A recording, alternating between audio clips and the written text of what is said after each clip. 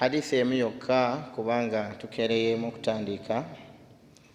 Hadithi ya Ibn Umar radhiyallahu anhu yagamba nti anna rajula jaa ila rasulillahi sallallahu alayhi wa sallam فقال يا رسول الله أي الناس أحب إلى الله وأي الأعمال أحب إلى الله فقال رسول الله صلى الله عليه وسلم أحب الناس إلى الله أنفعهم للناس.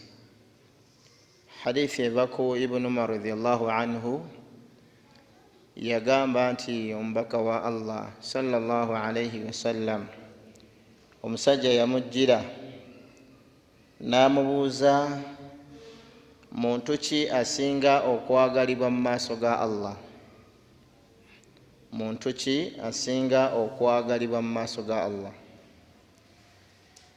Nabi sallallahu alayhi wasallam n'amugamba omuntu asinga okwagalibwa mu maaso ga Allah mu bantu bonna anfa'uhum linnasi, yo yasinga okugasa abantu ng'avaako emigaso egigasa ki abantu. Kikulu nnyo kubanga kyoli ekyo kyoli, oli taata, oli kojja w'abaana, oli kyonna kyoli Allah kyakufudde naye obagasizza. Era senga batuula wali ne bakunyumyako emigaso gyo girabise gye bali, kubanga essaawa yonna ekyo kyoli ogenda kivaako.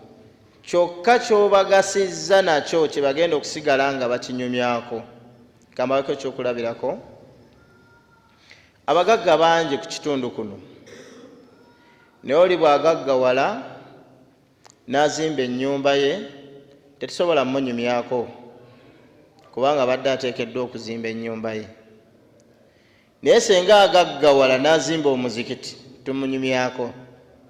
Omanyi lwaki? Kubanga afuuse kya mugaso eri abantu. Omuntu bw'afuna ssente n'agula emmere ye ey'okulya tetusobola munyumyako nti omusajja yagaggawadde n'alya emmere.